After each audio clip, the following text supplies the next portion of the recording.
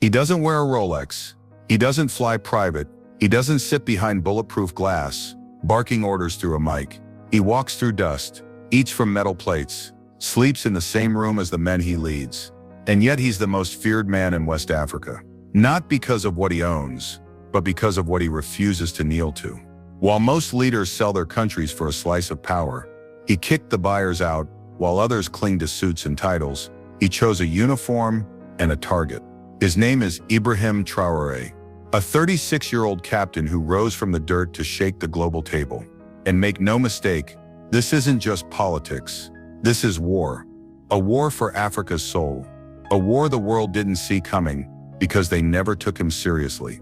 They thought he was too young, too quiet, too poor, too African. But behind that silence was a plan. Not to become the next Sankara, but to finish what Sankara started. He banned gold smuggling, cut off backdoor aid deals, sent foreign soldiers packing without a single warning shot. And he did it all without raising his voice.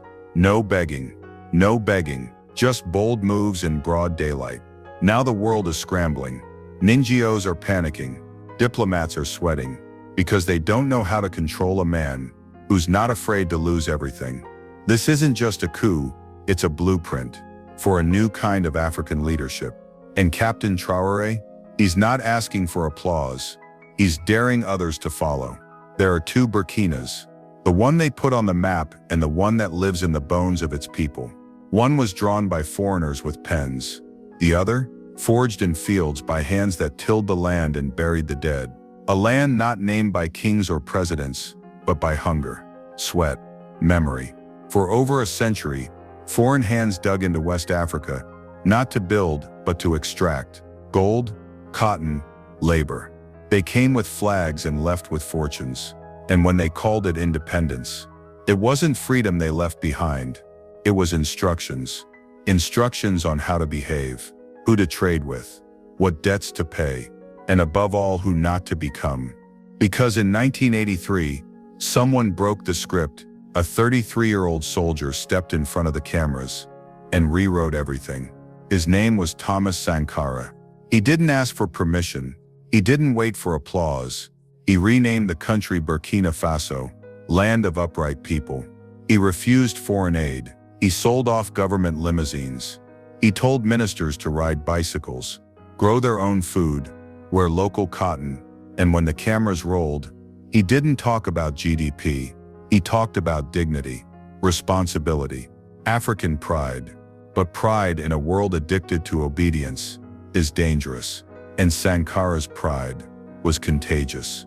In just 4 years, he reduced dependency, raised literacy, empowered women, cut government waste, and then he was silenced, shot, not by a foreign army, but by his own friend, a man who stood beside him in speeches, while others whispered behind closed doors, and behind those whispers, a shadow, the kind that doesn't speak your language, but knows exactly how to pull your strings. They said it was politics. They said it was internal power struggle. But in every Burkina village, people knew the truth. You don't get killed for planting trees. You get killed for planting hope. And just like that, the revolution was buried. Not in textbooks, but in silence. Contracts returned. Debt returned. So did the foreign advisors, and the men with briefcases full of promises. But in the dust of one forgotten town, a boy was watching. He watched the mines glow with gold, while the children around him played barefoot. He watched the flag fly, but never wave. He heard the name Sankara, not from history books, but from whispers. And those whispers, he never let go.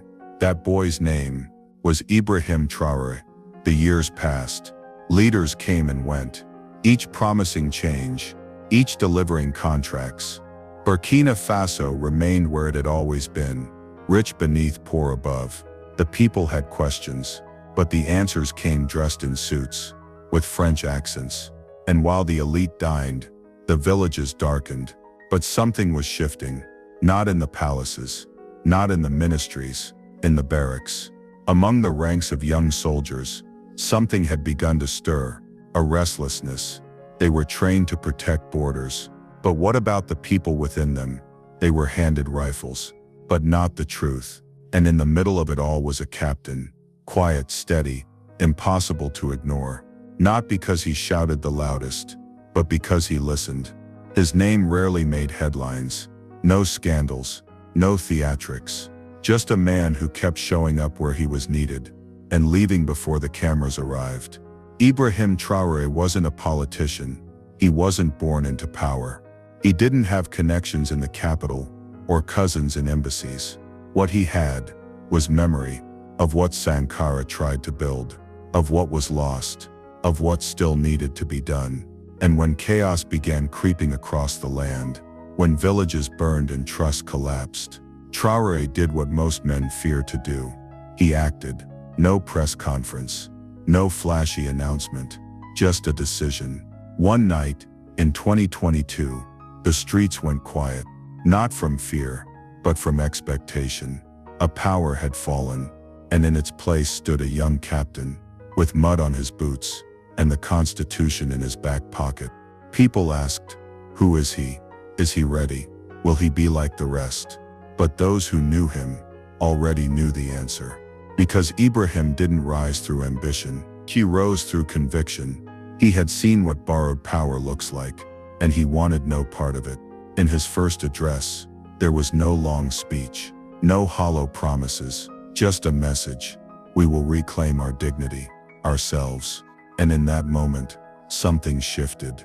Not just in Burkina Faso, but across a continent. Africa had seen coups before, plenty, but this one felt different. It didn't smell of greed. It didn't reek of ego. It smelled of unfinished business. At first they laughed. A 34-year-old captain, in fatigues, with no billion-dollar donors, no think tanks behind him. They thought it was a phase. Another uniform in a long line of uniforms. But Traoré wasn't there to play their game. He came to change the board. He started with the obvious. Gold. For decades it had flowed out of Burkina Faso like water. Billions lost to foreign companies, shady intermediaries, and untraceable smuggling routes. The people saw mines in their villages and poverty in their homes. So Traoré did the unthinkable. He banned the export of unrefined gold, shut down illegal sites, and demanded that Burkina's gold serve Burkina's people. That was the first spark. Then came the troops. Foreign boots on local soil, always claiming to protect but never staying neutral. He told them to leave. No noise. No fight. Just leave. And they did. Not because they wanted to, but because the ground had shifted beneath them. This wasn't diplomacy anymore. This was defiance. He knew the playbook.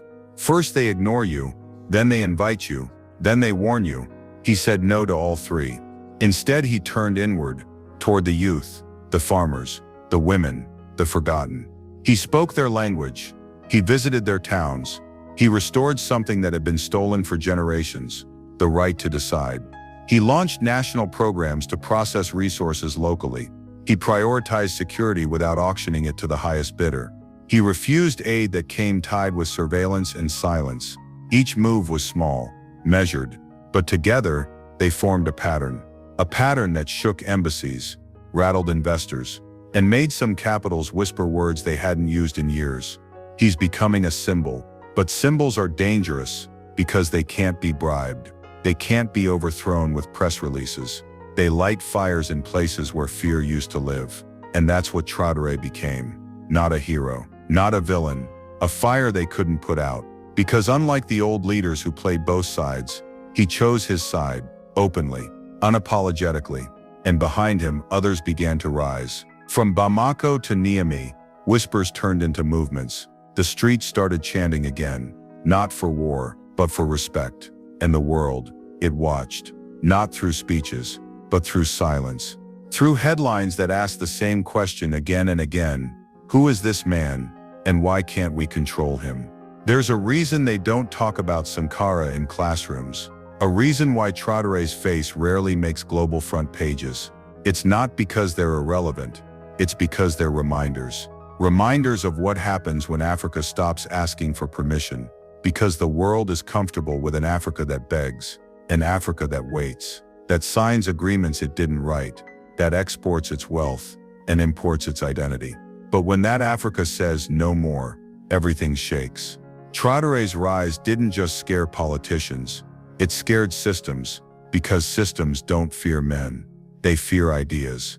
And this idea that Africans could govern themselves with pride, process their own resources, protect their own people, and reject the crumbs of neo-colonialism, that's revolutionary.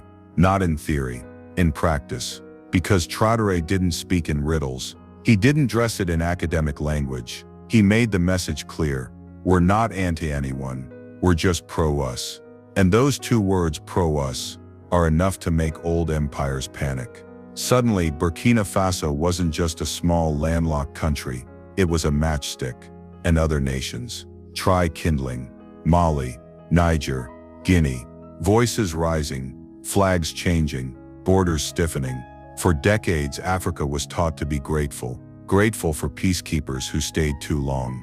Grateful for development loans that built nothing but debt. Grateful for trade deals that rob with a smile. But now, a generation is waking up, not with hate, but with clarity. They're asking, if we have the gold, why are we poor? If we have the land, why do we import food? If we have the power, why do we feel powerless? And no one has answers, only warnings, only headlines painting Traoré as radical, controversial, populist. But the people on the ground don't see a radical. They see a reflection of what leadership could look like if it came from within, of what courage sounds like when it isn't scripted, of what it means to say, our destiny is ours again.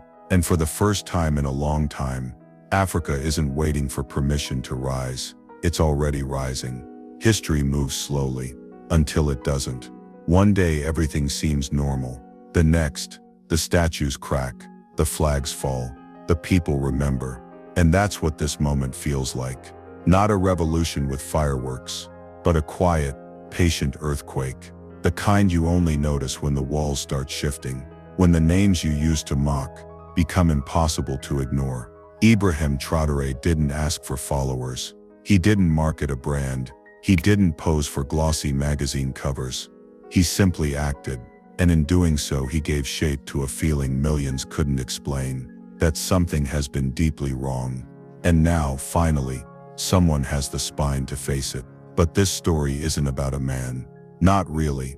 It's about a pattern. From Lumumba to Sankara to today. Every time Africa dares to dream on its own terms, it gets silenced, with bullets, with debt, with disinformation. And yet, the dream refuses to die. Because you can kill a man, but you can't kill what he stood for. Not if people keep standing up. And now, they are. In Ouagadougou, in Conakry, in Bamako, in the hearts of young Africans from Traoré to Addis, who no longer want visas. They want vision. They want leaders who eat what the people eat, walk where the people walk, stand where the people fall, not just for applause, but for accountability. This is not the story of a hero. It's the story of a fire, lit decades ago by Sankara, kept alive in silence, and now, burning again, not to destroy, but to purify, to remind the world Africa was never poor, just plundered, never weak, just betrayed, and never silent, just unheard. But now, you hear us. And this time, we're not asking for permission. You may not agree with everything Captain Traoré does. You may believe in elections, in diplomacy, in procedure, and you have every right to. But for the millions who've lived under the shadows of flags they didn't raise, who've watched their resources shipped away, while promises stayed behind, this man means something else. He's not a perfect man. He's not a saint, but he's a crack in the mask, a breath of unfiltered air, a middle finger to a system that pretends to save, but only takes. And maybe, just maybe, he's not the man we were warned about. Maybe he's the man we've been waiting for. The story isn't finished. The dust hasn't settled, and history is still deciding. But one thing is clear. Something old is collapsing, and something new is rising. Unapologetically African. If this moved you, share it. If it challenged you, sit with it. And if you're awake now, stay awake. Thanks for watching. Subscribe for more untold truths. Because this story isn't over, not by a long shot.